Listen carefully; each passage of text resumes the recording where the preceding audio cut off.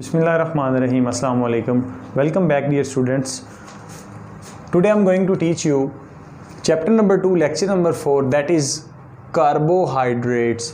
सबसे पहले हमें पता होना चाहिए कि कार्बोहाइड्रेट्स जो है इसकी एटमोलॉजी क्या है, मतलब ये किन दो वर्ड से मिलकर बना हुआ है। इस तरह चीज़ों को याद रखना जो है वो इजी रहता है। सो डियर स्टूडेंट्स, जो कार्बो है वो कार्बन के लिए इस्तेमाल किया गया है, उससे लिया गया है। कार्बन हाइड्रेट्स आपको पता है वाटर के लिए इस्तेमाल किया जाता है। तो दूसरे लफ्ज़ों में हम कहते हैं कि जो कार्बोहाइड्रेट्स हैं ऐसी कार्बन है जिसके साथ जो है वो पानी लगा होता है या पानी जुड़ा होता है, या वाटर कंटेनिंग कार्बन, ऐसे कार्बन के मॉलिक्यूल्स जिसमें वाटर प्रेजेंट हो, वो चीज़ आपके पास क्या कहलाती है?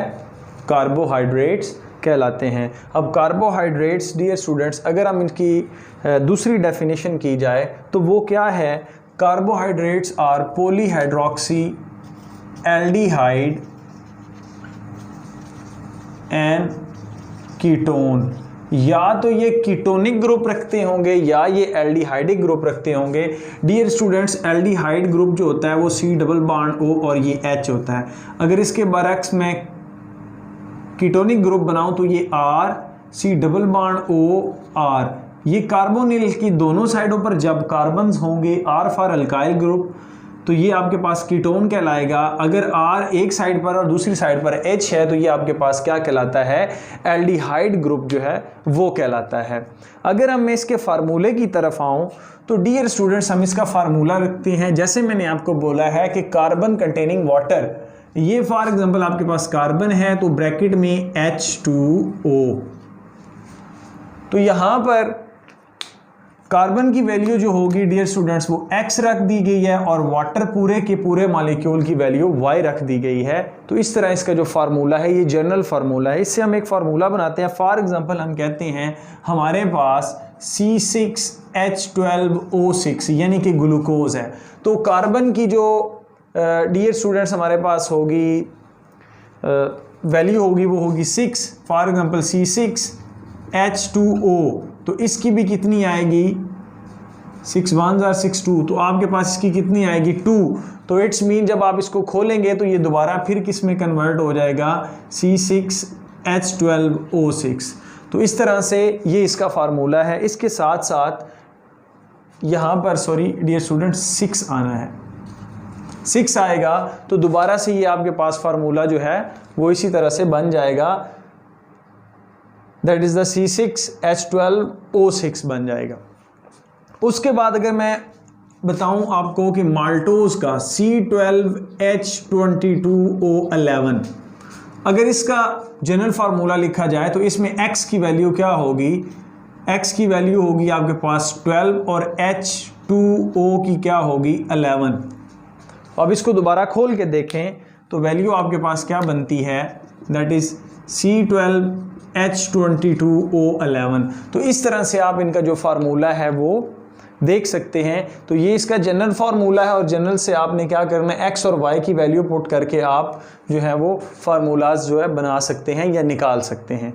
अगर उसके बाद देखा जाए कि आपके पास इसकी एग्जाम्पल्स कौन कौन सी हैं और इनका काम क्या क्या है, तो डियर स्टूडेंट्स, जो स्टार्च है, स्टार्च किस किस के अंदर पाई जाती है? सबसे पहले जितने भी ग्रेन्स हैं आपके पास, लाइक आपके पास वीट है, कॉर्न है, राइस हैं, तो उनके ग्रेन्स के अंदर जो है वो स्टार्च पाई जाती है। एज वेल एज ट्यूबर यानी कि पोटैटो, आलू है, स्वीट पोटैटो है, उसके अंदर भी जो है वो स्टार्च पाई जाती है।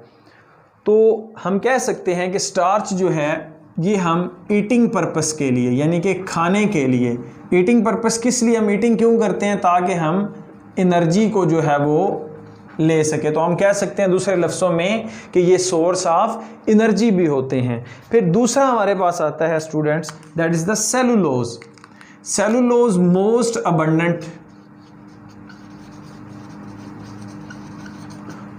अबंडेंट कंपाउंड है या मॉलिक्यूल है, आप कह सकते हैं, ऑन द अर्थ प्लैनेट। क्यों? क्योंकि ये सेल वॉल के अंदर, पौधों की जो सेल वॉल है स्टूडेंट्स, उसके अंदर पाया जाता है। सेल वॉल के अंदर पाया जाता है। तो आप देख सकते हैं कि पूरे अर्थ प्लैनेट पे जो प्लांट्स हैं उनकी क्वांटिटी बहुत ज़्यादा है, तो इस वजह से हम कहते हैं कि ये मोस्ट अबंडेंट कंपाउंड है, क्योंकि सेल वॉल कहाँ पर पाया जा रहा है, प्लांट्स की सेल वॉल के अंदर पाया जा रहा है। इसी तरह से अगर हम ग्लाइकोजन की बात करते हैं तो ग्लाइकोजन को हम एनिमल स्टार्च का नाम देते हैं। तो ये कहाँ कहाँ पे प्रेजेंट होता है, ये ह्यूमंस के मसल्स के अंदर प्लस लिवर के अंदर। तो ये भी क्या है, एक स्टोरेज कंपाउंड है। जिस तरह के सेलुलोज प्लांट के अंदर स्टोरेज कंपाउंड है, इसी तरह ये स्टोरेज कंपाउंड होता है ह्यूमंस के अंदर। और उसके बाद डियर स्टूडेंट्स, लैक्टोज किस में पाया जाता है, मिल्क के अंदर पाया जाता है। तो आप दूसरे लफ्ज़ों में कहते हैं कि मिल्क के अंदर भी जो है कार्बोहाइड्रेट जो प्रेजेंट है, इधर से मीट के अंदर प्रेजेंट है, इसी तरह से सेल वॉल के अंदर प्रेजेंट है, और दूसरा जो है वो ग्रेन्स के अंदर प्रेजेंट है, ताकि ईटिंग पर्पस के लिए एनर्जी जो है उनसे ली जा सके। इसी तरह से dear students, source of energy कैसे हैं। फॉर एग्जाम्पल, मैंने खाई स्टार्च या आपने खाई स्टार्च, आटा खाया तो रोटी खाई गंदम की, या आटा खाया या पोटैटो खाया, उसके रिजल्ट में स्टार्च को ग्लूकोज के अंदर तोड़ा जाएगा। तो ये जो प्रोसेस है, लार्जर मॉलिक्यूल को स्मॉलर मॉलिक्यूल्स के अंदर कन्वर्ट करना, लार्जर सब्सटेंसेस को स्मॉलर सब्सटेंसेस के अंदर कन्वर्ट करना, ये कहलाता है कैटाबोलिज्म। लेकिन इस प्रोसेस, खास प्रोसेस को हम क्या बोलते हैं, हाइड्रोलाइसिस। ये क्या कहलाता है, हाइड्रोलाइसिस, यानी कि वाटर की प्रेजेंस में लार्जर सब्सटेंस को तोड़कर स्मॉलर सब्सटेंस बनाना। अब उसी तरह से ये जो ग्लूकोज का मॉलिक्यूल है, इसकी फर्दर ब्रेक डाउन करके आपको 36 ATP मिलते हैं, जो कि सोर्स ऑफ एनर्जी है। तो हम कहते हैं कि इंसान के सेल के अंदर जो मेन सोर्स ऑफ एनर्जी है वो कौन सी होती है, ATP होती है, एनर्जी करेंसी ATP। और ये ATP कहाँ से ली जाती है, ग्लूकोज से ली जाती है। और ये ग्लूकोज आपको कहाँ से मिल रही है, स्टार्च से मिल रही है। ये ग्लूकोज आपको कहाँ से मिल रही है डियर स्टूडेंट्स, ये आपको ग्लाइकोजन की फॉर्म में भी आप इसको इनटेक कर रहे हैं, स्टार्च ग्रेन्स की फॉर्म में, वीट की फॉर्म में आप इसको इनटेक कर लें, तो डिफरेंट। अब सवाल ये पैदा होता है कि ये प्लांट्स के पास ये जो ग्लूकोज है ये कैसे आई है। तो हम कहते हैं प्लांट्स क्या करते हैं, कार्बन डाइऑक्साइड लेते हैं प्लस वाटर लेते हैं, तो दूसरे लफ्ज़ों में सनलाइट प्लस क्लोरोफिल के मॉलिक्यूल को लेकर ये क्या बनाते हैं, C6H12O6 plus 6O2 plus 6H2O। तो ये जो है प्रोसेस, इस प्रोसेस को हम बोलते हैं फोटोसिंथेसिस। ये प्रोसेस क्या कहलाएगा, फोटोसिंथेसिस कहलाएगा। तो पौधों को आपको पता है कि पौधे फोटोसिंथेसिस का अमल करके खुराक बनाते हैं। तो डियर स्टूडेंट्स, ये जो बन रही है ये एक्चुअली क्या है, आपके पास खुराक ही तो होती है। यहाँ पर भी 6 जो है वो आएगा। तो हमारे पास ये खुराक बेसिकली प्लांट से आती है। प्लांट से ये खुराक कहाँ से लेते हैं, कार्बन डाइऑक्साइड जो कि हवा के अंदर मौजूद है, और वाटर को लेकर सनलाइट और क्लोरोफिल की मदद से ये क्या बनाएंगे, ग्लूकोज बनाएंगे, जिसको फिर फर्दर स्टार्च के अंदर कन्वर्ट कर दिया जाता है, सेलुलोज की फॉर्म में कर दिया जाता है। इसी तरह से डियर स्टूडेंट, और भी बहुत सारे मॉलिक्यूल्स हैं उनके अंदर जो है वो कन्वर्ट कर दिया जाता है। उसके बाद ये जो कॉन्जुगेटेड मॉलिक्यूल्स मैंने लिखे हैं, कॉन्जुगेटेड मॉलिक्यूल्स जो हैं डियर स्टूडेंट्स, ये क्या चीज़ हैं। कॉन्जुगेट का मतलब है दो चीज़ों का मिलना, दो चीज़ों को मिलाना। तो यहाँ पर क्या है, कॉन्जुगेटेड मॉलिक्यूल्स जो हैं वो इसके कार्बोहाइड्रेट के लिहाज से कौन कौन से हैं। अगर कार्बोहाइड्रेट्स लिपिड के साथ मिलें तो हम इसको बोलते हैं ग्लाइकोलिपिड। हम इसको क्या नाम देंगे, ग्लाइकोलिपिड्स।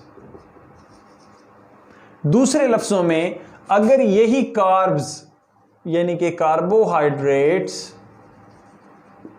प्लस प्रोटीन मिलें तो ये क्या बनाएंगे, ग्लाइको प्रोटीन बनाएंगे। ठीक हो गया। अब ये देखें डियर स्टूडेंट्स, ये एक कैटेगरी है और ये दूसरी कैटेगरी है। तो जब दो डिफरेंट कैटेगरीज आपस में मिलती हैं, कंबाइन करती हैं, तो ये क्या बनाती हैं, एक न्यू कैटेगरी बनाती हैं, जिसको आप क्या बोलते हैं, कॉन्जुगेटेड मॉलिक्यूल्स बोलते हैं। अब ये जो कॉन्जुगेटेड मॉलिक्यूल्स होते हैं, ये कहाँ पे इनका क्या रोल है, इनका क्या फंक्शन है। जैसा कि ये ग्लाइकोप्रोटीन मैंने बोला है ना, इसका दूसरा नाम क्या है, पेप्टाइडो। पेप्टाइड का लफ्ज़ मैंने कल वाले लेक्चर में बताया था, प्रोटीन के लिए यूज होता है। पेप्टाइडो ग्लाइकेन, ग्लाइकेन का मतलब क्या होता है, sweet sugar. It's mean glycoprotein को आप दूसरे लफ्जों में पेप्टाइडो ग्लाइकेन भी कह सकते हैं, जो कि आपने 10th क्लास के अंदर पढ़ा है कि पेप्टाइडो ग्लाइकेन जो है वो बैक्टीरियल सेल वॉल के अंदर प्रेजेंट है। तो अब एक नई चीज का हमें पता चला है कि देखें, ये सोर्स ऑफ एनर्जी भी हैं, ये स्टोरेज कंपाउंड भी हैं। अगर हम इसका फंक्शन पढ़ते हैं, ये स्टोरेज कंपाउंड भी हैं, ये सोर्स ऑफ एनर्जी भी हैं। उसके साथ साथ डियर स्टूडेंट्स, इनका जो मेन रोल है कि ये स्ट्रक्चरल यूनिट्स भी बनाती हैं। जो कार्बोहाइड्रेट्स हैं ये लिविंग ऑर्गेनिज्म की स्ट्रक्चरल यूनिट्स भी बनाती हैं। फंक्शनल तो हो ही गई, क्योंकि फंक्शन इनका क्या है, एनर्जी देना स्टोरेज कंपाउंड के तौर पर। उसके बाद ये स्टूडेंट स्ट्रक्चरल यूनिट कैसे हैं, देखें। बैक्टीरियल सेल वॉल किससे बन रही है, कॉन्जुगेटेड मॉलिक्यूल से बन रही है। उन कॉन्जुगेटेड मॉलिक्यूल्स के अंदर क्या है, ग्लाइकेन, इट्स मीन कार्बोहाइड्रेट्स हैं। अगर दूसरे लफ्जों में बात की जाए तो स्टार्च के बाद आपके पास है सेलुलोज। सेलुलोज कहाँ पर पाई जाती है, सेल वॉल के अंदर। तो ग्लाइकोजन स्टोर होती है मसल्स एंड लिवर के अंदर। उसके साथ साथ डियर स्टूडेंट्स, ये स्ट्रक्चरल यूनिट है। उसके साथ साथ आपके पास ये जो कंजुगेटेड मॉलिक्यूल में दूसरी कैटेगरी है, that is the glycolipid. Glycolipid जो होते हैं ये बायोलॉजिकल मेम्ब्रेन,